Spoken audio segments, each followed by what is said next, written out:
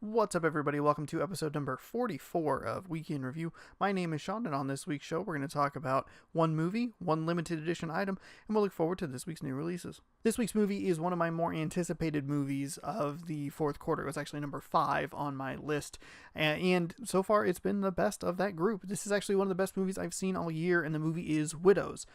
This is led by a fantastic cast with like Viola Davis in there. Michelle Rodriguez is fantastic. Colin Firth, that's his name, not Fallen Kurth. Colin Firth is really, really great. Robert Duvall's in there for about 3 minutes. There's a dog. There's a lot of stuff going on in this particular movie. This is a star-studded cast, and all of the performances are great. Like, top to bottom, it's a fantastically acted movie, and it's a movie that was engrossing to me, and I was totally in on from moment one. Like, I love the way this movie starts. It jumps right into into the story it's trying to tell. And it splices that really well with enough backstory for each of the 4 women for you to care about them, for you to understand their situation and empathize with them so that when, and this like isn't really a spoiler because it's in the trailers, when the job goes wrong, you go like, oh shit, like they're kind of like, I mean, they're criminals, but like, I understand that you are connected or attached. This is a movie that is, the main point of the movie is following these 4 women as they build up to pulling off a heist, one last job because somebody owes somebody money. And while that's like kind of the main draw and the excitement aspect of it, this movie spends a lot of time setting up characters and their interactions and a lot of other background stuff that really added to the overall plot or narrative aspect of it. Like, there are things going on behind the scenes, obviously, that they don't know about, but the things going on behind the scenes get kind of affected by what the widows are doing, and that sort of stuff was really, really interesting. But everything felt very tight. Everything felt very necessary. Everything added to the movie. Nothing ever took away from it. And what I like so much about it is that there are a couple of times where it was like, oh, like I didn't see this event coming, but they gave you clues beforehand. And what I love so much about that is there are 2 specific instances I won't ruin, but the way they introduce these elements and the way they pay off later are so well done. They're done in a way that makes you think, or made me think at least, that, oh, this is an interaction. They're not necessarily pointing out like, hey, this element right here, this is going to come back into play. For me, the comparison comes to something like Hot Fuzz. At one point, Nick Frost's character, Danny Butterman, puts a notebook into Simon Pegg's Nicholas Angel's pocket and taps on it. Like, that's your clue. That's your very obvious clue that piece of information is going to come back up later in the movie. And a lot of action movies do it. It's not just Hot Fuzz. In fact, Hot Fuzz probably exaggerates it because that happens all the time. Anytime anyone gives another character something and puts it in some sort of pocket, it's going to come back up later. But that goes back to why I liked this aspect in Widows so much, is it wasn't pointed out. It was just an interaction that happened. It's something that is shown in a very like natural way. So when it came back up, you go, oh, I remember that from earlier. I wasn't paying attention. I didn't think that was going to come back up, but it does. My favorite scene in this particular movie, and this is like kind of an odd, like this is a very like Sean specific thing that I enjoyed in this movie. There's a specific scene later in the movie where Viola Davis's character has them packing up like Tupperware containers, or what's the other? It's not Tupperware, but it's like a Glad container. It doesn't really matter what kind of container it is. She has them filling up a thing with dirt and closing it up, and they're kind of confused and they're trying to figure out like what in the world like this crazy woman is doing. Like, what the heck is happening? And basically what she's trying to do is simulate the weight of money. And the way she explains it in the movie is this amount of bills. If it's $100 bills, the stacks will be this thick and they'll weigh this much. And if you add it up, it's going to weigh 40 pounds. But what if the stacks of money aren't in $100 bills? They're in $50 bills. They're going to weigh double. And so it's this interesting thing that I didn't think about. What I like so much about this scene is it shows a small detail that's often overlooked in movies. Like, people run around with bags of money all the time, and it's not really ever, it's like maybe hinted at or implied that they're trained for it, I guess. But it's this interesting little detail that I thought was just so unique to this particular movie, and it made me like it even more. Like, it's just, I don't know, it was a scene that really stuck to me where I was like, oh yeah, like money does weigh a bunch, and it makes sense that you would need to train in some way for that, or understand, like, I may be potentially carrying 80 pounds worth of weight. Like, how does that affect the efficiency? How does that affect speed? How does that, like, can you do that sort of thing?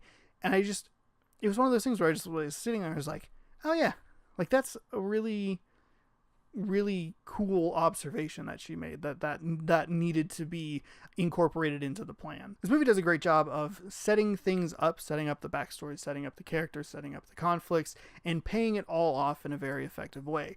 I really, really love this movie overall, and I think the twists were really surprising and well done. Nothing felt out of place. This is a well-paced movie that was engrossing to me from beginning to end. It has a couple of things that are a little bit different that I actually thought added to it and thought were very, very interesting.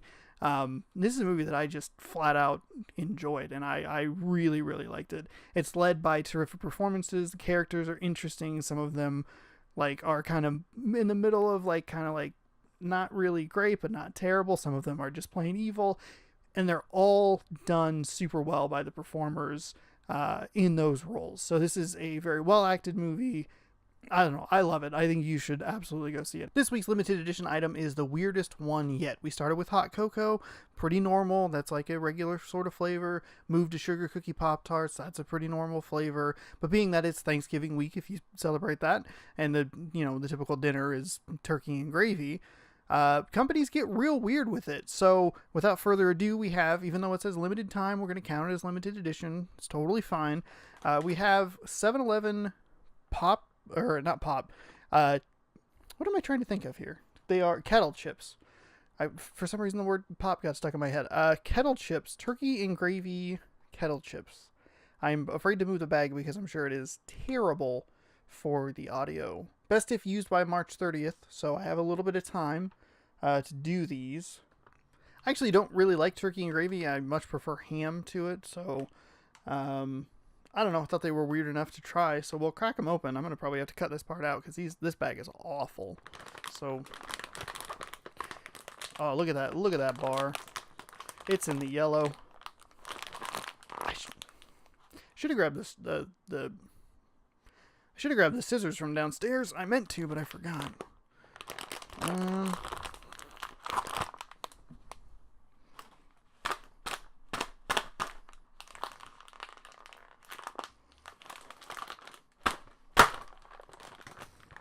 There we go.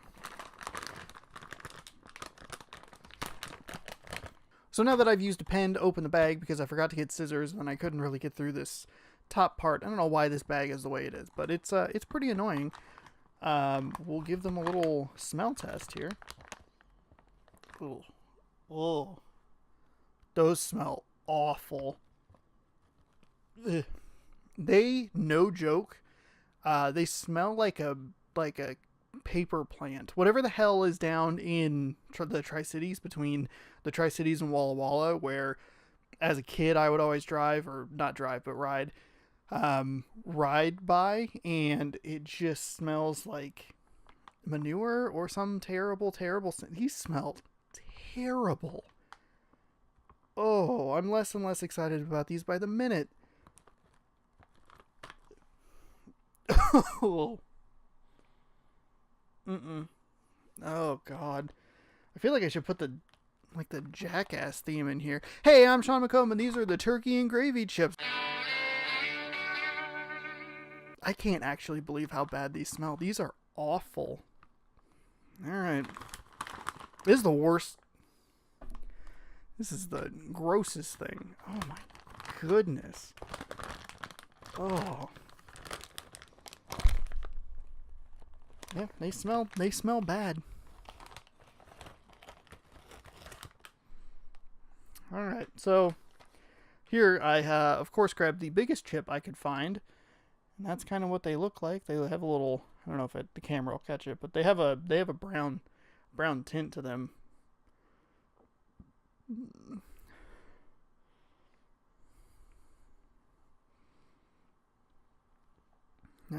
Let's see how they taste.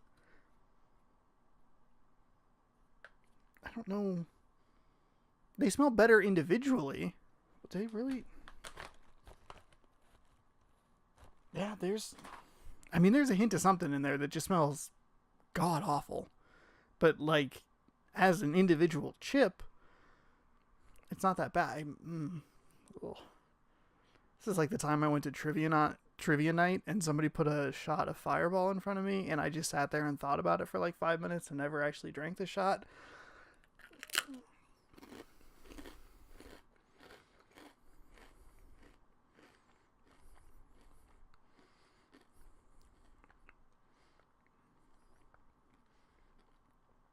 Okay. These are not bad. They taste a lot like gravy. There's not a ton of turkey taste in there, which is fine by me. It's fine by me. That's fine. I look more disgusted than I actually am. They aren't terrible. Even though I don't like them, I think they do a better job of tasting like what they're supposed to taste like, which is turkey and gravy, over something like the Pop-Tarts that were on last week's show, which I thought both weren't great and missed the mark for what they were going for. So there you have it, kettle style turkey and gravy chips. You can find them at 7-Eleven. They had a pumpkin pie kettle chip that I wasn't even going to begin thinking about trying. I don't like turkey and gravy that much, and I like pumpkin even less, so I went ahead and grabbed these. I'd open them with a pen, so maybe take that into consideration. Do you have a sledgehammer or an axe to get this bag open? And when you do get the bag open, be sure to run because they smell terrible. However, the chips do smell better on their own, and they definitely taste like what they're going for, even if there isn't a terribly pronounced turkey flavor. Yeah, find them at 7-Eleven if you really want them, but I'm going to smell like this for the rest of the show. Crap. I didn't think this one through. Shocker. Finally, on this week's show, we'll take a look at this week's new releases. On Blu-ray, Blind Spotting hits. I don't remember if it made it into theaters here in Spokane. If it did, I think it was in and out fairly quickly, so I missed that, and I'd like to catch it. It looked pretty good. 3 new movies hitting theaters this week. Creed 2, which has had some pretty exciting trailers that actually made me want to go back and watch the first Creed, because I kind of skipped that, even though I like Michael B. Jordan. I just never got around to it. Wreck-It Ralph 2 hits theaters. I actually really like the first Wreck-It Ralph. I think it's one of the more underrated Disney animated movies of the last, 10 years or so. I think Wreck-It Ralph and Big Hero 6 both get overlooked, and they're both really, really great movies. Finally, in theaters this week is Green Book with Mahershala Ali and Viggo Mortensen, or Viggo Mortensen, for those of you who don't watch It's Always Sunny in Philadelphia. A movie that I've seen a trailer for several different times at movies and looks really, really good. As far as the games are concerned, Battlefield 5 hits this Tuesday, like the regular vanilla edition, if you didn't already get the special edition, or I don't know. They had a bunch of different release dates for this game. This is the final release date, November 20th. It's out. Everybody can go get it. So enjoy that if you're playing that. Spider-Man gets its second piece of DLC called Turf Wars. I haven't even played the first one or even beat the vanilla game, so that looks like that's going to be down the road. There were a bunch of digital titles out, which I was surprised by, given that it's a holiday week. I think Beat Saber hits PS4 for PSVR, but I don't have a VR unit, so I can't play it, so I don't really care. Thank you so much for watching this week's episode of Week in Review. Let me know down in the comments below what you're looking forward to, or what you thought of Widows if you saw it, or if you tried the terrible kettle chips. Let me know what you thought of those. While you're down there leaving that comment, scroll up just a little bit and hit that subscribe button so you never miss a video, and be sure to check back every single Tuesday for more Week in Review. We'll see you next week.